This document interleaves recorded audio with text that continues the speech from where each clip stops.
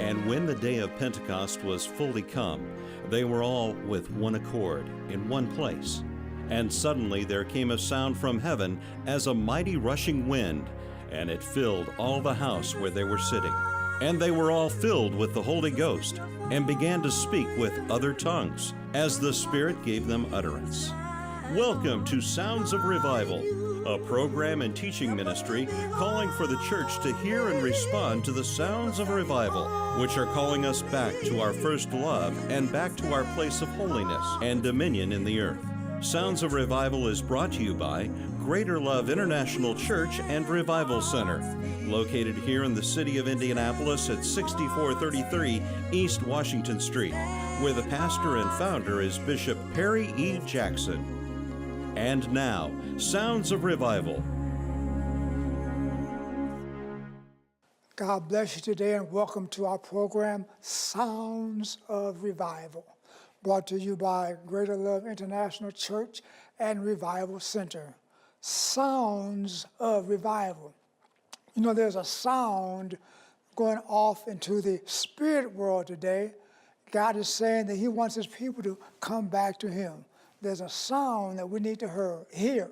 Psalm 89, the Bible talks about the fact that blessed is the people that know the joyful sound. So prior to going into our word for today, we have a song that's going to be done by psalmist Lois Foster. She writes her own songs. This is one of the songs that she has written. It is entitled, None Like His Presence. She's going to sing that, and then we will be right back with the message for today. And get prepared to hear what God has to say to us. God bless.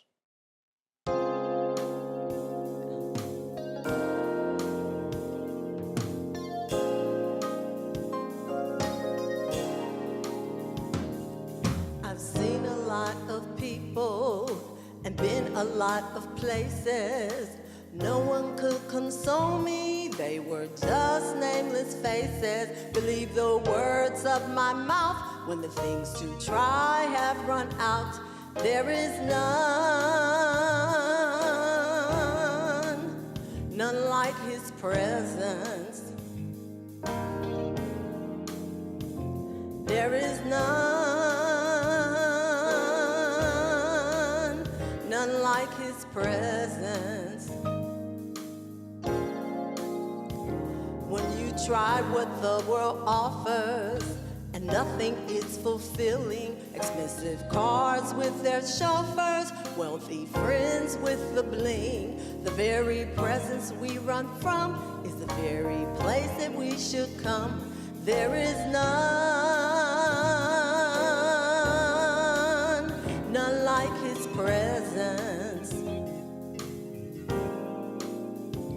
There is none like His presence. There is none like His presence. There is none like His presence. When you feel in despair, anytime, anywhere, just come to God's presence. Just come to God's presence. When you try what the world offers and nothing is fulfilling, expensive cars with their chauffeurs, wealthy friends with the bling, the very presence we run from is the very place that we should come. There is none like His presence. There is none like His presence. There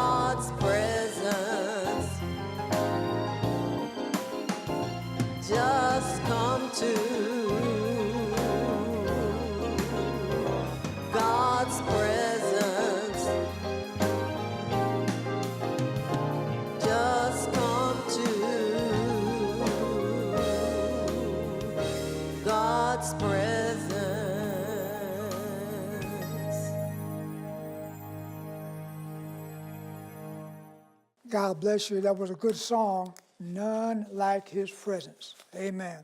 The Bible did say in the book of Psalm that in his presence is the fullness of joy, and at his right hand there are pleasures forevermore. Amen. Well, we're going to do part 4 today of a subject that we've been talking about, revival praying. Revival praying. Now, Jesus did say in the book of St. Luke chapter 18, verse number 1, man ought to always pray and not to faint. So, bottom line, we need to be praying, but yet we have to do the kind of praying that is more or less relevant to the situation that we are addressing. So when we talk about revival praying, this is serious praying. Serious, like the Bible said, 1 Peter chapter 5, verse number 8, 9, and 10, that be sober, be vigilant, because your adversary, the devil, as a roaring lion, walketh about seeking whom he may devour, whom resist steadfast in the faith. One way we resist Satan is through the power of prayer. Amen. So again, revival praying is serious praying. The word revival itself is 2 different words. Revival, the word re means to again, and then the second word, revive, means life. To bring life back into something that was once alive. It's dead now, but to bring life back to something. And so therefore, on more than one occasion, the Bible talks about God's people who need to be revived. Those who have been born again, but yet they have somehow fallen into a state of complacency, state of lukewarmness, a state of just in error. Maybe not even into major sins, but in sin, or just faults and things that can distract. And like the Bible said this, that in the book of Psalm 19, verse 12, the writer said this, who can understand his errors? Cleanse thou me from secret faults. Keep back thy servant also from presumptuous sins, and let them not have dominion over me. Then shall I be upright and innocent from the great transgression. That's Psalm 19, verse 12, 13. So who can understand his errors? So when you're walking with God, God doesn't leave you to figure out what's wrong with you by yourself. He has to instruct us. Amen. He has to guide us. Psalm 119, verse 105, it said this, that his word is a lamp unto our feet and a light unto our pathway. So his word enlightens us and shows us things that we need to get right in our life, things that we can improve upon, things that we are doing wrong. Remember, when you are born again, you are not perfect, but God wants to perfect that which concerns you. He wants to develop you, grow you up in so many areas. For example, Galatians chapter 5, verse 22 and 23. He wants to grow you up in the fruit of the Spirit. Fruit means love, joy, peace, long-suffering, gentleness, goodness, faith, meekness, humility, temperance, which is self-control. God wants to work on us to grow us up in all these areas. Too many times, even when we're talking about revival, remember we're talking about revival praying. When we talk about revival, we want signs and wonders and we want miracles. Nothing wrong with that, but something that's more important than that is God will develop us in love. He would develop us in the 9 fruit of the Spirit. Again, Galatians 5, 22, 23. The fruit of love, joy, peace, long-suffering, because if we have all these fantastic and great signs and wonders and miracles, that's fine. But the Bible gives us a little warning about those things also, that they don't really don't draw the complete picture about what revival is all about. Actually, revival draws us to God so he can teach us how to walk in the Spirit and how to walk in the fruit of the Spirit. Remember, Jesus said, or actually Paul said, 1 Corinthians chapter number 13, that though I have faith to move mountains, I can have faith to move mountains, I can have wisdom and know all the mysteries of the kingdom of God, and I can have all these miracles happening in my life, but yet if I don't have the love of God, it's nothing. Amen. This profits me nothing. The love of God, of course, is portrayed in the fruit of the Spirit: love, joy, long-suffering, gentleness, peace, and so on and so forth. So really, revival draws us to be closer to what the image of Christ is all about. And God is love. It takes us into a place where we will be more gentle, patient with one another, loving people, so on and so forth. So love is really about, revival is really about a revival of your love walk with God. Amen. So we can really be what God is all about. Yes, Jesus Christ did perform miracles. He healed the sick, raised the dead, but you can heal the sick and still go to hell. You can raise the dead and still go to hell. You can have power to move mountains and still go to hell. You can have power, glory to God, to prophesy and still be out of the will of God and not be in the will of God and not be walking with God. So what people think about revival, many times we're missing the whole point. Revival is to bring us closer to God, to be more like Him, to represent Him in the earth. Because, for example, if you have the gift to prophesy, the gift to speak in tongues, remember He said, 1 Corinthians chapter number 13, if I speak with the tongue of men and of angels and have not love, it's nothing. Speaking in tongues is good. That's what happened on the day of Pentecost. But we have to go further than that, people. Glory to God. So many times God comes to us and blesses us, and He presents Himself to us, but we miss the point altogether. God wants to take us into purpose. Let us look at this chart for a moment. We're talking about revival praying. And maybe you had not thought along these lines, but again, revival praying is something that's brought back to life. Certain things, sometimes fruit in our life dies. Sometimes the fruit of patience dies. Sometimes the fruit of long-suffering dies. Sometimes the fruit of peace dies. Sometimes the fruit of self-control, temperance dies. These fruit need to be revived in us again. Glory to God, that we might represent Christ in the earth. Because, for example, you can have the gifts to heal people. You can have the gift to prophesy to people. You might prophesy to someone and give them a good word, but then they look at your action, then you're short, angry, snappy, impatient, and glory to God, not nice and kind, then that would just dismiss what you just did. Glory to God. It takes a balance here.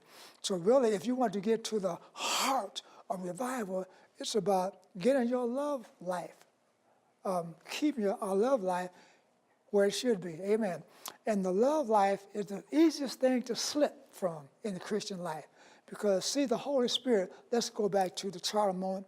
The Holy Spirit is portrayed as a dove. The Holy Spirit, He is gentle.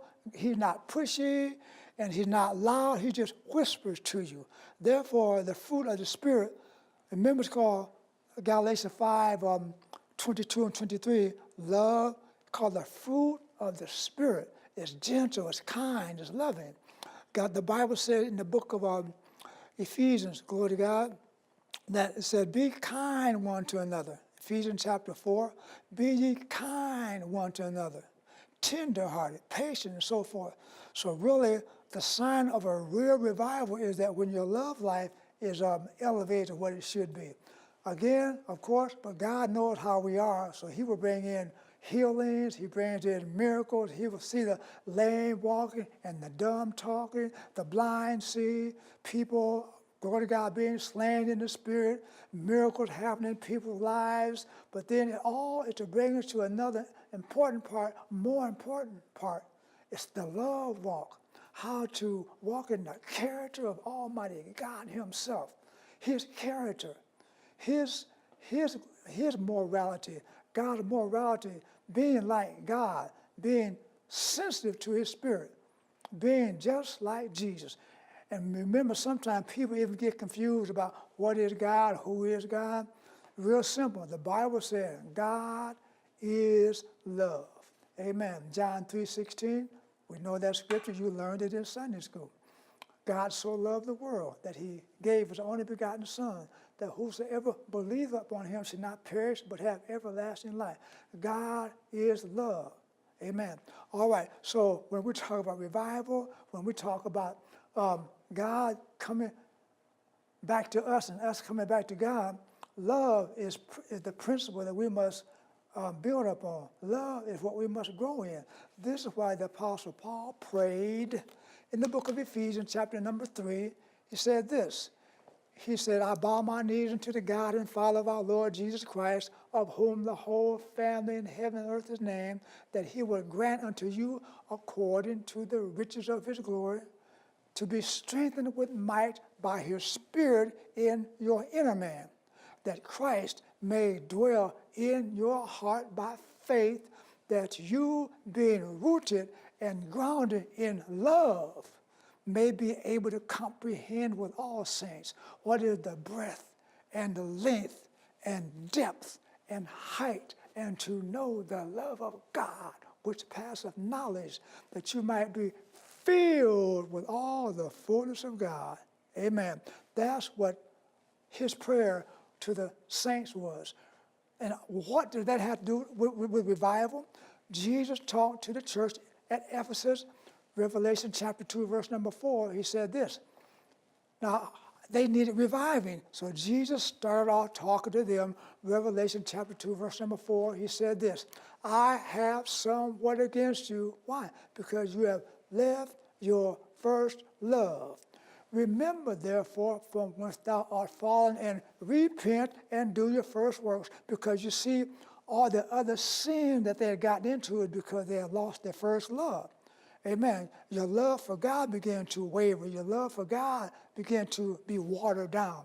So what happens, what causes people to come into a state of needing reviving is, first of all, how did you get in the mess that you got yourself into? How did you get into lying? How did you get back into sinning? How did you get back into being a person of not being in control? How did you get back into, you started off with God and you knew how to, certain things you were not supposed to do, certain things you were not supposed to say, like thou should not steal, thou should not kill, thou should not commit adultery, thou should not lust, so on and so forth. Well, how did you backslide into that state, O child of God, O church of God? It's all started with your love walk. Your love walk began to be diminished. Your love walk, the fire of love in you began to be diminished. You began to be cold. Again, Revelation 2:4, I have somewhat against you because you have left your first love. Remember in the book of Solomon, the Song of Solomon, chapter 8, verse 7 says this, many waters cannot quench love, neither can the floods drown it. So fire and love are synonymous. Your fire of your love. It's gotten cold, lukewarm. How did that happen? It didn't happen overnight. People fall into a state of needing revival, not overnight. They fall into a state of backing up from God, being what God does not want them to be. It does not happen overnight, little by little. But just to give you a clue, it started with your love walk. You began to let other things take the place of God in your life. You began to say, well, I don't need to read my Bible today. See, if you love God, you want to hear from him. Amen? Of course you do. If you love God, you want to be in his presence. So that's what happened to you. Some say, God, how did I fall into this state of not being sensitive to your voice? How did I fall into this state of not being attentive when you talk to me and being sensitive about doing wrong things? Because your love walk took a turn somewhere and you didn't get back on track. Amen. Your love walk gets off track. That's what revival is all about, getting our love walk back on track, because you can become, some people say, well, I need to be a better teacher, I need to be a better pastor, I need to be a better evangelist, I need to be a better husband. All these things are good, but you need to be a better child that walks in love. You need to be a person who has the love of God flowing from the top of your head to the sole of your feet. Your love walk has to be in order. Amen, because you could get all these other things in order. You can, for example, some people think revival praying, again, is we need to get 30 or 40 more people in the church. That's nice, but that's not revival. Amen. Because it still does not indicate the fact that love has been revived, that love is on fire, that love is where it should be. Amen. That we are walking in love. Amen. Because you can have 200 people saved a week in your church. That doesn't mean you're walking in love. That means just the gift of God, people can become saved. You can have people healed in your church, but that does not mean that your love walk is right. Amen. And remember, if our love walk is not right, then we are not right with God. Amen. So really, let's get to the basics and the core of revival. It is, after all is said and done, after all the miracles, after 200 people have been added to your church, after you got healed, and after this got right, the most important thing is, did love increase? Did God's love grow? Did God's love become the most important thing in our life? Loving not only just God, but loving one another, because the Bible says you cannot say you love God if you don't love your brother. Amen. Has your love walk been attended to?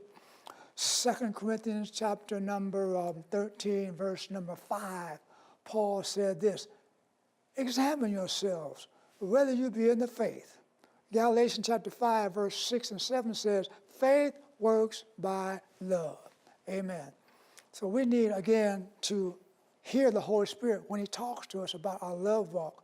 And remember, let's look at the chart again. He talks to us in a very gentle, kind, and loving way. Sometimes the Holy Spirit whispers to us and we don't even hear him, because he talks to us. He's unassuming. He's not loud. He's not pushy. He will just whisper to you. And maybe you are angry. The Bible said in the book of Ephesians, glory to God, chapter 4, verse number 26 and 27, it says, be ye angry and sin not. Let not the sun go down upon your wrath. When we are in a fit of anger, temper, tantrums, whatever, or angry at someone, and the Holy Spirit lets us know that anger is not the fruit of the Spirit. He just whispers it to us. And so many other things can enter into our lives if we're not careful to develop our love walk, our love life in Christ Jesus. So the Holy Spirit is not pushy, but he's gentle, and he comes to teach us the various attributes of God and how to walk in God. Character attributes of God. Amen. And God has a plan for our lives, people, and he has revival praying. So what revival praying will do for us, put us in a state where we want to listen to God. We want to go back to our, Jesus said, except you become as a little child, ye shall in no case enter into the kingdom of God. So God has a love walk that we have to kind of keep an eye on, glory to God, and ask him. 1 Thessalonians chapter 3, verse number 12, the Bible said this: the Lord makes you to increase and abound in love one toward another and toward all men. And as you well know, love is not always easy to walk in. Love has to be done supernaturally. My God, hallelujah. My. Romans chapter 5, verse number 5, the Bible said this: the love of God is shed abroad in our hearts by the Holy Spirit. Only the Holy Spirit can develop our love walk. Amen. Glory to God. Again, the lame can walk, the dumb can talk, the blind to see. But if love is not there, it's not going to do you any good. It's not going to put you in a position to be right with God. Will not put you in a position to go to heaven. If we don't have love in our life, first and foremost, we cannot go to heaven. Praise God. And we are dead and don't even know it. Speaking in tongues, dead. Healed, but dead. Preaching a real good sermon, but dead. Shouting, praising, worshiping, singing, but dead. Feel good about yourself, but dead, because love has not been put where it should be. Love has to be the foundation of our walk with God. So therefore, when you're praying for revival, don't forget the prayer that Paul prayed, various prayers, but Paul prayed in Ephesians chapter 3, glory to God, and verse number 16, he prayed for love, all right? So when you're praying for revival, that's the prayer that God's going to bring to your heart.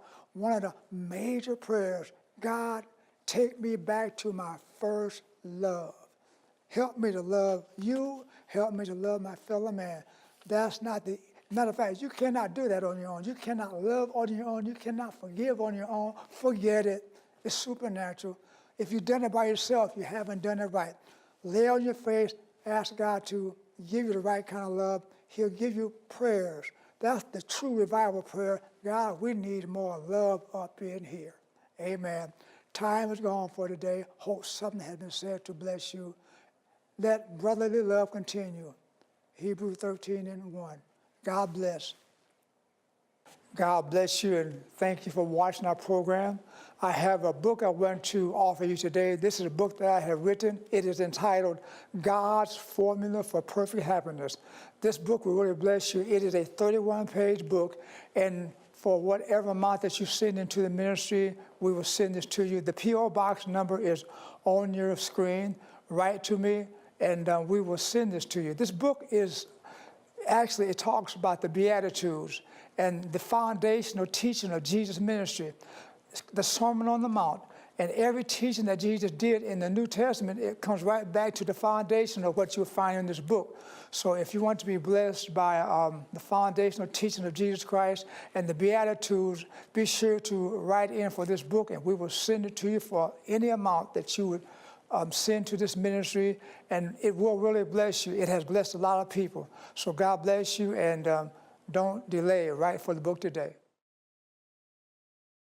Sounds of Revival was brought to you by Perry Jackson Ministries and Greater Love International Church and Revival Center in Indianapolis at 6433 East Washington Street. Worship Sunday at 10:30 a.m. and 6 p.m. Tuesdays at 7:30 p.m. For directions or to receive your free bi-monthly newsletter, call 317-796-0938. or email jackson-perry@att.net. To request today's program or sermon on CD or DVD, please send an offering of any amount to Perry Jackson Ministries, P.O. Box 26891, Indianapolis, Indiana 46226. Ask for the offer number on the screen.